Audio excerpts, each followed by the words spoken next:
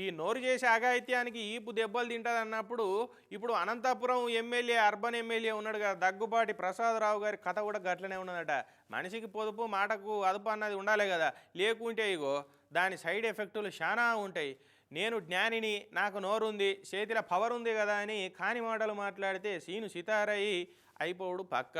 అదే అయింది ఇప్పుడు ఎమ్మెల్యే గారికి. చిన్న ఎన్టీఆర్ అన్న తెరువుకు వస్తే ఎట్లుంటుందో ఎల్లకాలం యాది మరవకుండా కరసలకి ఇచ్చిర్రు ఎన్టీఆర్ అన్న ఫ్యాన్స్ ఎమ్మెల్యే గారికి. మరి సినిమాకి ఎట్లా పోతారప్ప?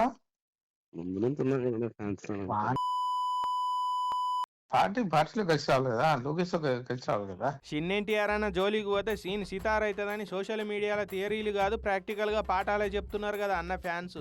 అగో అనంతపురం ఎమ్మెల్యే దగ్గుబాటి ఫ్లెక్సీలు అన్ని పర్ర ఎట్లా నింపేస్తున్నారో చూడుర్రి.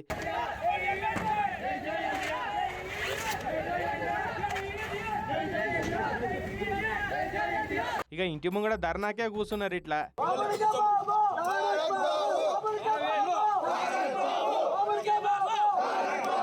ఏమైందన్న అందరేకం వచ్చినట్టున్నారు, ఏం చేద్దాం అనుకుంటున్నారు ఇప్పుడు? ఇక అనవసరంగా ఎన్టీఆర్ జోలికి వస్తే బాగుండదు.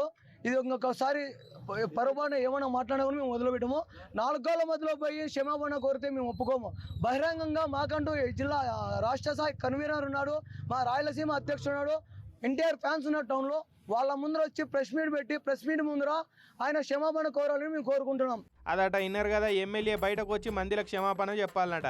అనంతపురం ఎమ్మెల్యే దగ్గుబాటి ప్రసాద్ గారు చిన్న ఎన్టీఆర్ అన్న సినిమా చూడొద్దని ఫోన్లో తెలుగు యువత లీడర్కు ఫోన్ చేసి ధమ్కి ఇచ్చిండు. ఇక ఆడియో సోషల్ మీడియాలో తిరిగితే ఎన్టీఆర్ అన్న ఫ్యాన్స్ మస్తు గరం అయిపోయారు. వాడు వీడు అనుడే కాదు, అడగోలుగా మురికి మాటలు మాట్లాడిండని ఇక ఎన్టీఆర్ అన్న ఫ్యాన్స్ అంతా గుస్సా అయిపోయి గుంపుకు వచ్చి ఎమ్మెల్యే ఇంటిని రౌండ్ అప్ చేసిరు. ఇక ఫ్యాన్స్ అంతా వచ్చి ఇంటి చుట్టూ గిరేసే వరకు ఎమ్మెల్యే ప్రసాద్ సారు ఇంట్లోనే ఉండి నేను మాట్లాడినట్టు వైరల్ అవుతున్న ఆడియో నాది కాదు, అది ఇది మిమిక్రీ చేసిరు, అయినా కూడా క్షమాపణ చెప్తున్నా అని కూడా వీడియో తీసి బయటకు గిడిచిండు. ఇట్లా నేను చిన్నప్పటి నుంచి నందమూరి ఫ్యామిలీ అభిమానిగా పెరిగినోడిని.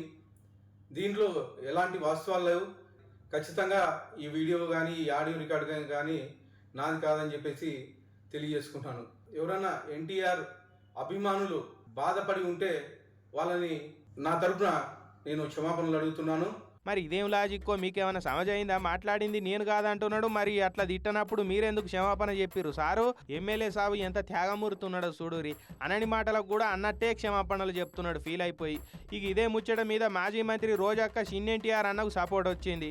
సినిమాని రాజకీయాన్ని మిక్స్ చేయొద్దండి. జూనియర్ ఎన్టీఆర్ రాజకీయాల్లో లేరు, ఆయన సినిమాలు చేసుకుంటున్నారు. ఆయన సినిమా ఏ విధంగా సూపర్ హిట్స్ అవుతున్నాయి, ఏ విధంగా ఆయన పర్ఫార్మెన్స్కి అవార్డ్స్ వస్తున్నాయి, ఇంటర్నేషనల్ లెవెల్లో మనం కళ్ళారా చూస్తున్నాం. మా ఎన్టీఆర్ అన్న ఫ్యాన్స్ ఓట్లేస్తేనే ఎమ్మెల్యే అయినావు, ఇప్పుడేమో ఇట్లా దోషమారేస్తున్నావు. మా టైం వచ్చినప్పుడు మేము కూడా మళ్ళీ మా ఇలువేందో చూపిస్తాం, మర్యాదగా మందిలకు క్షమాపణలు చెప్పాలి, లోపల కాదు అని ఫుల్ మండిపడుతున్నారు ఎన్టీఆర్ అన్న ఫ్యాన్స్.